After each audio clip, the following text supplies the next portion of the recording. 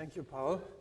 Also, thank you, Don, for this very stimulating remarks on Mach, which I very much agree with. And if you want to know more about the relation between Mach and our hero, Jet Buchwald, read the contribution that Manfred Laubichler and myself wrote for the album Amicorum. Dear Jet, dear Diana, dear colleagues and friends, let me begin by expressing my gratitude to you, Diana, to Zini, and to your team to set up this wonderful event. And of course, my warmest thanks also to Jet, who has given us the occasion to celebrate this event. Looking back as we move forward, this is also an occasion to ask some fundamental questions about the history of science. Why are we doing the history of science? Do we still follow the motives of the Enlightenment? Do we still hope for science as a model case of reason, as the Vienna Circle once did? Or is the history of science rather a counter-movement that criticizes the dominance of certain forms of rationality? Two mics are too much for me. Yeah. Or is the history of science rather a counter-movement criticizing certain forms of rationality or the epistemic division of subject and object, as Bruno Latour, and with him the current mainstream of the history of science, argues? Are we concerned with justice? No. Here was a picture of Jet that I see the synchronization of my slide is not perfect. So I'm talking about Bruno Latour, but the guy you're seeing is obviously Jet. But so don't. So, you know, so think of this as a polyphony, not as a... So are we concerned with justice, for instance, with global justice or with gender justice, as it transpires from so many recent contributions to our field, evidently believing that the history of science can compensate for all the injustice done in the name of Western rationality? Or are we pursuing the history of science purely for the sake of knowledge? Einstein once wrote of Planck on the occasion of his 60th birthday, and we all know that 70 is the new 60, that he, Planck, would be one of the very few remaining in the temple of science if all those were expelled from it who were pursuing science for ulterior motives, such as practical applications or personal ambitions. Literally, he said, and I quote, "If now an angel of God would arrive expelling everybody from the temple who do not belong to these two categories, it would be considerably emptied, but there would still remain some people from the present and the past in the temple. Among these is our Planck, and therefore we love him." End of quote. That is the way I also think about our dear friend Jet Buchwald. His rigorous, content-focused way of doing the history of science, his relentless criticism of superficialities, of essentially replacing content by context, his wide-ranging interest from antiquity to the modern age have served to many of us as an example and as a role model for our own work. And yes, he writes good narratives, but much more important, at least to me, is he makes good arguments. But back to our fundamental questions about the role of the history of science. Can a history of science or a history of knowledge perhaps critically accompany science and perhaps even draw attention to neglected alternatives, as Hassar Chang has recently argued? Within the history of science, such motives often remain implicit, but we should keep reminding ourselves that approaches to the history of science based on topical issues are indeed legitimate and should not lightly be dismissed with the thoughtless blanket judgment of Whiggishness, as is all too common in our field. The Anthropocene, a notion made popular by the chemist and Nobel Prize winner Paul Crutzen, is one such topical challenge. Paul Crutzen is famous for having resolved the riddle of the ozone hole, a topic to which Jet has dedicated an important but little-known paper together with George Smith, I believe. connecting the history of science to current debates on climate change. I found that paper very impressive because Jett's main argument is that even in a situation of uncertain knowledge, we need to act. And I think that's a very essential message. In my opinion, the history of science can make an important contribution to the understanding of the Anthropocene, but only if it overcomes some of the theoretical one-sidedness that is currently dominating the field. Alternatively, focusing, for example, on epistemic virtues in the sense of Rainy Daston, or epistemic objects in the sense of Hans-Jörg Reinberger, or on highly localized narratives as they are favored by Simon Scheffer. In my personal opinion, Jett's vision is less parti pris and both broader and deeper than that of many other historians of science. It should therefore become now more than ever an inspiration for the future of the history of science, if it has a future. Let me be concrete and specific. We should all follow Jett's courageous example of not shying away neither from content and difficult technicalities, nor from big topics or even big history, nor from epistemological theorizing, always guided by the historical material, nor from institution building, all of which have served as an encouragement also for my own work. Under these premises, the theme of the Anthropocene could become an opportunity for the history of science to break out of its occasionally scholastic-seeming fragmentation. Here comes the Anthropocene. With science and technology, people have massively changed the planet with dramatic consequences. Some of these changes have taken place much faster than natural processes. There is no hope that we can ever return to a natural state of things. People do not act against the background of an unchangeable nature, but are deeply interwoven with the Earth system and shape both its immediate and distant future. The fundamental revision of our understanding of the predicament of our planet can only be compared with the revolution of the physical conceptions of space and time, which were the consequences of Einstein's theories of relativity. In classical physics, space and time were the fixed stage on which the events of the worlds took place. According to Einstein's theory, this stage is no longer an immutable framework, but itself part of the whole drama. There is no longer an absolute distinction between the actors and the stage. Space and time do not remain in the background of physical processes, but participate in their dynamics, just as the Earth system can no longer be conceived as a stable background for human actions. The Anthropocene concept has created a bridge between geological and historical times. The timescale of human history is inextricably linked to the geological timescale. Our economic metabolism consumes fossil fuels and over a period of decades consumes resources that have been formed over hundreds of millions of years. And just as geological time becomes historical time, our influence as a geological force makes human history an integral part of geological history.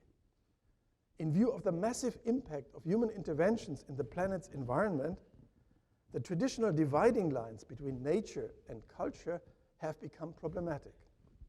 Because, as Karl Marx put it, we are living in an anthropological nature resulting from these interventions. But when did the Anthropocene begin? This question has actually a double meaning, which has to do with its complex conceptual configuration. First of all, it is a stratigraphic question, because the Anthropocene is now being seriously examined as a geological epoch. Here, a picture from a meeting of the Anthropocene Working Group with other colleagues at the Max Planck Institute for Chemistry last year on a meeting evaluating the stratigraphic evidence. The current recommendation amounts to a determination of the beginning of the Anthropocene to the time immediately after the Second World War, tied to the so-called plutonium signal. But determining a stratigraphic starting point does not amount to a causal explanation of the dynamics carrying the planet into the Anthropocene. And this is where other dimensions of the Anthropocene concept come into play. The Anthropocene concept is also the result of a new kind of Earth science, a transition from geology to Earth system science, according to which we can understand our planet as a nonlinear complex system with many feedback loops. According to this new understanding, the Earth system is not only subject to uniform change processes, but can also achieve tipping points that lead to catastrophic changes, such as snowball Earth events that have happened several times in the past. And therefore, Earth scientists also speak of a new catastrophism. And there's a nice book on the new history of life by Peter Ward and Joe Kirschwing, produced here at Caltech on this issue. The comparison of man-made global warming with previous climate events not only shows that its continuation will inevitably lead to the Earth system changing into a hothouse-like state, exposing us to completely new, extremely inhospitable living conditions, it also shows that the speed of change and the state we are in has little analog in Earth history. The Anthropocene constitutes its own distinct timescale in which geological changes take place more rapidly than in previous geological epochs, and in a way that endangers the cultural evolution of humanity as a whole. Earth system scientists such as Will Steffen here in the picture therefore speak not only of urgent political and economic measures to prevent this, but of the need for Earth system stewardship in order to maintain the Earth within planetary limits under which we can maintain cultural evolution. This raises fundamental ethical and political questions. Whatever actions we take, they will depend substantially on the knowledge available about the interaction between the Earth system and its human components. Although our inventions are knowledge-based, they always have unintended consequences. They lead to second-order changes, so to say, both of the Earth system and of our knowledge systems. Consequently, more than ever, we have made ourselves dependent on our understanding of the human Earth system, the coupled human Earth systems, as a complex dynamic system. Understanding the evolution of knowledge is therefore central to our future in the Anthropocene. For a historian, the first question is, how the hell did we get here? After all, nobody wanted to seriously destroy the planet. An obvious answer to this question is the reference to industrialization and especially to the resource-consuming global capitalism. Therefore, in speaking of the Anthropocene, some have suggested to speak instead of a capitalocene in order to draw attention to that part of humanity, or rather to those socio-economic mechanisms that are mainly responsible for the accelerating dynamics of global change. But in my view, such a semantic shift risks trivializing the problem, because what really matters is not naming the culprits, but rather understanding complex planetary processes, especially with the perspective of having to shape them differently in the future. Moreover, proposals to rename the Anthropocene risk destroying the bridge that this term has created between the natural and the human sciences, opening up completely new perspectives also for the history of science and technology. The question of which processes and dynamics have led us into the Anthropocene is currently widely discussed. In my view, the Anthropocene can only be understood if all the different proposals, which range, as you can see, from the late Pleistocene to the great acceleration of the 1950s, are all taken seriously, and moreover, if the challenge to understand the large-scale dynamics of cultural evolution is taken into account. So far, cultural evolution has been viewed more or less as being analogous to biological evolution, or more specifically, to a traditional view of biological evolution that focuses on mechanisms of heredity and selection, and on the role of fitness landscapes. As a basis for an understanding of cultural evolution, this is surely a reductionist view, which is rightly viewed with skepticism by most scholars from the humanities and social sciences. But even from the point of view of modern evolutionary theory, a position that mainly emphasizes statistical population dynamics falls short when it comes to understanding the enablement, preservation, or prevention of innovations. This criticism has been subject of many discussions here at Caltech, and I'm saying here at Caltech, but I'm showing you actually a picture from Vienna, Whenever good steaks and drinks were available and shared among three friends, Jed Buchwald, Manfred Laubichler, who will speak after me, and the late Eric Davidson, the leading theoretician of the role of regulatory networks in biology. This is a picture that we took at Yassa on the occasion of visiting a friend of Jed.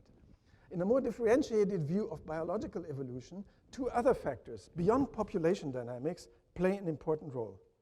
Regulatory mechanisms governing the developmental dynamics of an organism, discussed under the heading of Evo-Devo by Davidson and others, and the role of environmental feedbacks brought about by the organisms themselves, which is discussed under the heading of niche construction by Otling-Smee, Leyland, and others.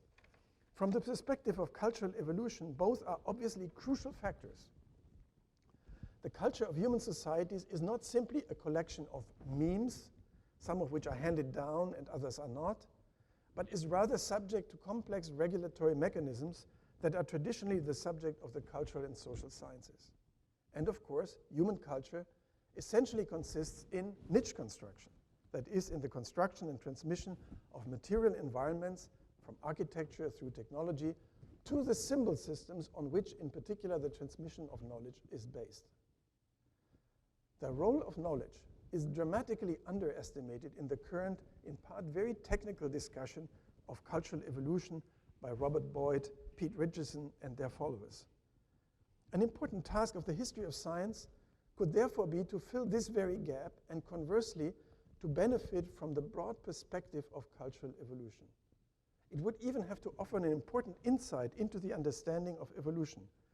Constructed niches not only revert to the evolutionary process by altering the external fitness landscape under which systems evolve, but they also function as extended components of the evolving systems themselves.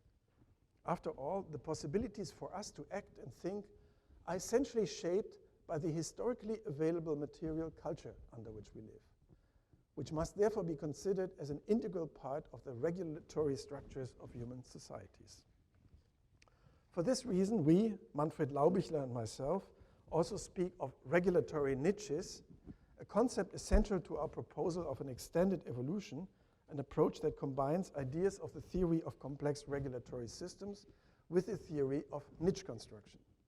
From this point of view, it is necessary to understand how, over the course of history, regulatory structures of human societies have materialized in the changes of our planetary environment, and how these changes have in turn enabled or prevented the emergence of novel regulatory structures. This opens up a new perspective on the history of science, allowing it to escape from its ambiguity as either a blind belief in progress or as promoting a purely relativist historicism. But what does such a perspective practically entail for a history of science in the Anthropocene? It should, for instance, investigate the dynamics of human-environment interactions that have intensified over long periods of time, and it should analyze the interaction of material and epistemic practices in the context of specific knowledge economies. The limitations of such knowledge economies may have indeed played a crucial role in the collapse phenomena of past societies, as is suggested by the examples considered by evolutionary biologist Jared Diamond. A history of knowledge of the Anthropocene should therefore also include the history of knowledge economies, in which knowledge with ultimately planetary effects was produced, shared, and reproduced, or just not produced. Just one short word on the new methodologies required. Understanding long-term developments of complex socio-epistemic systems also requires new methods of computational humanities. For instance, methods that can be applied to analyze tens of thousands of publications from various fields, but I leave this topic to Manfred, who will expand on it.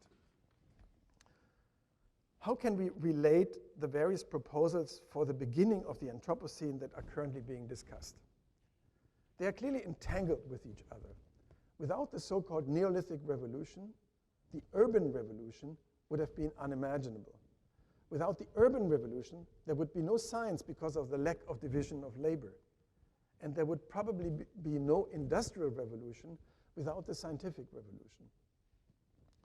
It seems remarkable that these developments can be understood as the in part accidental emergence and accumulation of self-reinforcing feedback mechanisms within an increasingly complex world system.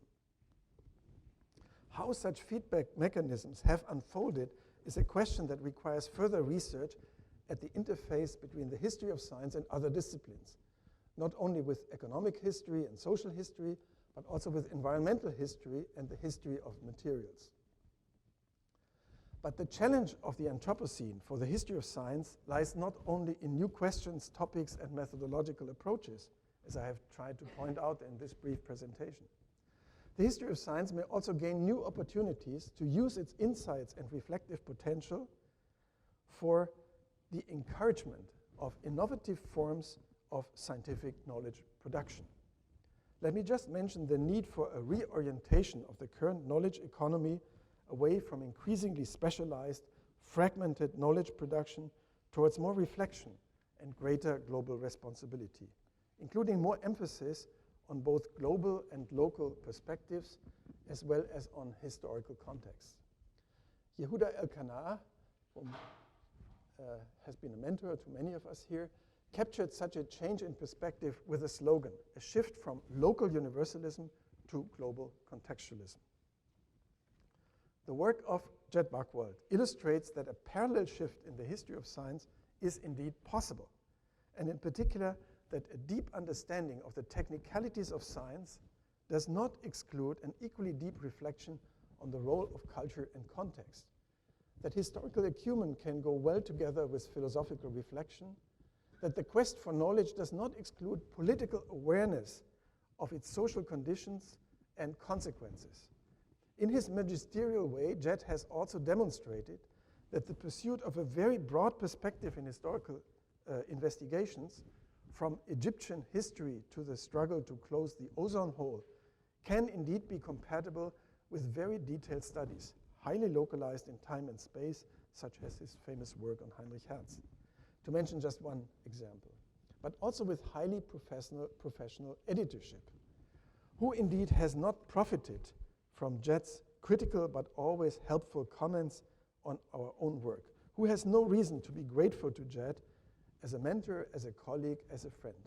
I'm certainly deeply indebted to Jed, as I am to Diana, and to the entire group of friends here in Caltech, where I spent some of the brightest days of my academic career.